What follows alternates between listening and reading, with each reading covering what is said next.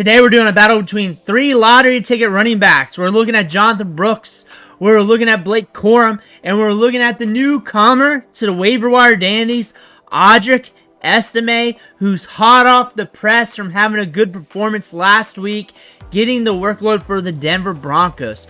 We're going to see which one you would want in fantasy football. We're going over the advanced metrics. We're going over each player's situation, and then going over the strategies on how you should get these players in fantasy football. But before we dig in, you need to click that subscribe button right now. We're going deep with the Unique series, doing deep dives on these players multiple times a day, covering as many players as possible. And on top of that, we're going deep on the waiver wire with multiple videos a week so you can get those players you want off the waiver wire that will help your fantasy team. On top of that, we're using videos to help you set your lineups. Click that button. Stop missing out. Ric Flair's watching. You do not want to disappoint Ric Flair. But we got a trio here. Usually it's just 2 in the battle. But you know what? We got to have a 3-way. Audric Estime, Jonathon Brooks, and Blake Corum coming at you. Blake Corum right behind Kyren Williams, the 3rd round draft pick from Michigan. Looked good coming out of college. Lunch pail running back. But where Audric Estime fits in with him, he's also lunch pail running back. Solid between the tackles. We saw him last week. He's rumbling very good. Has some upside to his name. Jonathon Brooks is coming back sooner than later. He's got a bye week this week, but eventually he'll be back on the field. We get to see what's going on with him. But some interesting dichotomies with these running backs. And Audric Estime last week saw 14 carries for 53 yards. But that was the most work we've seen out of him this season. And it sounds like from Sean Payton that he's going to get more work going forward.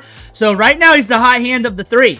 And do you want the hot hand? Because we've been talking about Blake Corum. He's in an offense where Kyren Williams is getting a lot of workload, and if something happens to him, a lot of that workload's got to go to somebody or split up between him and Ronnie Rivers.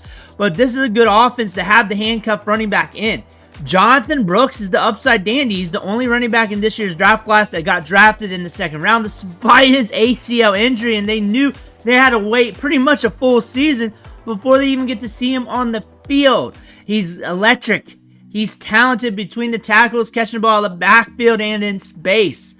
However, are we going to see enough out of him for it to be really worth it for us in fantasy football? Is the upside, the potential for that to happen, worth the squeeze for you? Looking at Blake Corum and Audric Estime. Even though Audric Estime is on the hot right now, and it's still more than anything Blake Corum has done on the year, it's still really not that much of a fantasy impact. Looking at Blake Corum, we still got some scraps there. Both running backs, scraps when it comes to fantasy points. 5.3 at the most, and that's last week from Audric Estime.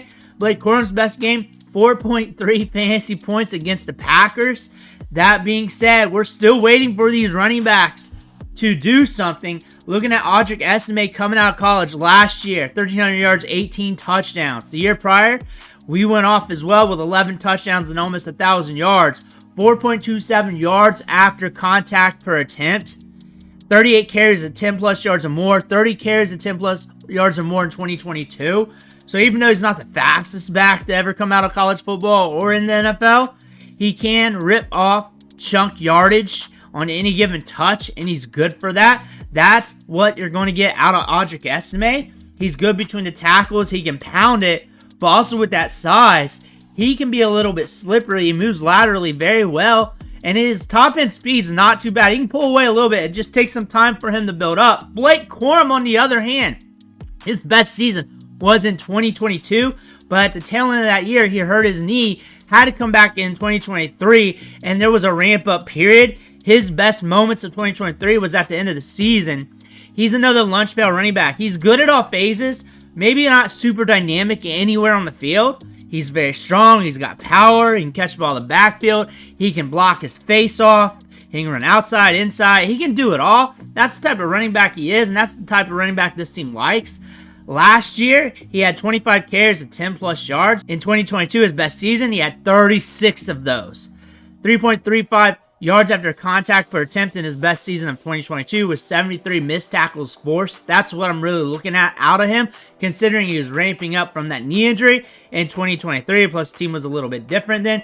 Blake Corum has some talent where if he gets the opportunity, could be a top running back in fantasy football because he's got the gusto to get it done in the passing game, and he's got the gusto to get it done between the tackles. Jonathon Brooks, and we're looking at the ACL and his comeback, his timeline, what's going to happen with that. But we know he is a terrific rusher. He is very talented. He's got speed to burn. He's very explosive. 1,100 yards, 10 touchdowns last year, 3.91 yards after contact per attempt, 63 missed tackles forced, and that's missing some time due to the injury. Jonathon Brooks has the upside to go ham, go nuclear. That's probably more likely for 2025, but in short spurts, maybe he can get you something down the stretch. Maybe if you're making a playoff run and you're looking for a lottery ticket, the upside's enough for you to gamble with, to flirt with your fantasy team. Audric Estime got drafted in the 5th round. However, we're already seeing him make some noise on the football field. Not the fastest running back like what we said, though. We got the size. We can hammer it. We got good wiggle. He's got a good burst score for his size. A very strong physical running back with good vision. Blake Corum's got all of that, but he's about 20 pounds smaller. Audric Estime was listed around 230. Prior to the combine, he might be around that weight. Who knows? It's up and down. It fluctuates just like you and me. However, 221 pounds at the combine. But Blake Corum, 205-ish. I say ish because it's always up and down. It's never the same. 27 reps off the bench press, but a little bit faster. And he's compacted. He's stocky. He's thick for his size at 5'8". He is a bowling ball, drafted in the 3rd round by the Rams. At running back, that is significant draft capital. A day 2 pick, one of the top running backs drafted in the 2025 NFL draft class. The 3rd running back off the board was selected by the Rams. They took their guy. Jonathon Brooks was the 1st running back drafted in the 2nd round, early 2nd round, when the Panthers have a lot of holes to patch up. They still took him. He did not run at the combine. Those are from high school. Those are older metrics. But we got speed to burn. We saw that on tape. He's very electric, and he can catch the ball out of the backfield. We're still waiting to see when he comes back, what's he going to do on the field. But he's a dynamic prospect. Looking at the backfields here, the backfield for the Broncos here is the most enticing because we know Javonte Williams and Jaleel McLaughlin are not going to hold it down forever. They're just not going to be able to do that. We're already seeing a chink in the armor there where Audric Estime could finish the season as the lead dog. When you look at the Rams, it's the Kyren Williams show. He does not lead the field. He'll shoo Blake Corum back to the sidelines and stay out there. He leads running backs in the NFL in all touches. Blake Corum may never get his opportunity. It will take an injury to Kyren Williams, and that's something you can't really forecast on players. However, he is getting a lot of touches, so there's more opportunities for that. But still, you can't really forecast that, even though the odds increase due to more contact on the player. Chuba Hubbard is a stud. I don't expect him losing his role. I don't expect him losing touches. If it is, it's infinitesimal. But Chuba Hubbard's got a ton of upside in this offense. Miles Sanders is now battling back from an injury. Looks like it's not as serious as what we thought a few days ago. However, that leaves an opening for Jonathon Brooks when he does come back, if he's out multiple weeks. Miles Sanders is a good meat shield for Chuba Hubbard, allowing Chuba Hubbard to be more fresh for the back end of the season. However, some of that Miles Sanders work could go to Jonathon Brooks, and that's what a lot of people are ignoring here about Jonathon Brooks, is the Miles Sanders workload that could transfer to Jonathon Brooks, and he's so electric. It only takes about a Miles Sanders workload for him to do something for you in fantasy football. But we're looking at Audric Estime and Blake Corum right now because, honestly, Jonathon Brooks hasn't been on the field. However, neither one of these 2 running backs have seen much in the passing game. They're not running many routes. They're not getting many opportunities there, catching the ball. 7 routes for Blake Corum, 0 for Audric Estime. That's a big question mark for Audric Estime that impacts his floor in fantasy football and his ceiling. But Blake Corum's still getting some work, even though he's barely on the field. That being said, that's something to pay attention to Blake Corum for, because if he ever sees a much larger workload, you might account for some usage in the passing game, catching some balls out of the backfield. However, we want to look at the big boys here, Kyren Williams and Chuba Hubbard. You look at these two running backs. There are some differences between the two. Kyren Williams gets more snaps per game than Chuba Hubbard. Almost 60 snaps a game for Kyren Williams versus 42 snaps a game for Chuba Hubbard. They're trying to keep Chuba fresh. They just invest in Chuba. They want to have their running back good for the end of the season. That's a good sign for fantasy football too. Unlikely or less likely to wear down at the end of the season. More likely to be fresh for next year. Remember those numbers for next year for Chuba Hubbard, that they had a good meat shield for him to stay fresh. Kyren Williams, they don't use the meat shield. Blake Corum's a good meat shield. They don't use their meat shield. He's getting all the snaps there. An 88.7% snap rate, a 91.6 opportunity share, highest in the NFL. However, Chuba has more targets than Kyren Williams. Kyren Williams has ran almost 80 routes more than Chuba Hubbard. That being said, with Kyren Williams running a lot more routes per game, getting more opportunities, Chuba's still getting a lot of work in the passing game. It's just been more efficient for him. He's running a lot of routes. He's out there more in pass blocking. He's getting a lot of work there. Javonte Williams, you look at that work rate. Some of that's going to have to go to Audric Estime if Audric Estime steals that job. We're looking at it like that. I don't think all of Kyren's work is going to go to Blake Corum. I think that's going to be a mix with him and Ronnie Rivers, with Blake Corum eventually winning it because he is the more talented runner. That being said, if you had to pick between the three for the long term and you're just looking at the work rate here versus the yardage and output, you're dancing on Chuba all day long. Kyren Williams, great for fantasy football, but that work rate is rather high when you look at that and you have that compared with another stud running back. Miles Sanders is a big deal here, and it's more for Jonathon Brooks. Jonathon Brooks, I believe, if he carves into anybody's workload, it would be Miles Sanders. Now he's battling back from an injury. They don't need to really see what's up with him for the long term. They got Jonathon Brooks. They really want to see what's under the hood for 2025 so they can see what's going on when it comes to the draft next year, because the next year's draft is stacked at running back, and if they're in the 6th round and they're looking at a linebacker and a running back and they're both at good discounts, maybe they're more apt to look at the linebacker over the running back if they get an extra look at Jonathon Brooks or something like that. Maybe that's up to them and how they do things. That's just thrown out there, and that's different from team to team, but you do want to get a good look at what you're working with under the hood for future transactions, waiver wire, whatever. But you're looking at the routes per game, which decreased from a week span from 11 routes per game, pushing 12 to 10.4. That's a lot of routes for a 1B backup running back. He's a meat shield running back. He's supposed to keep Chuba fresh.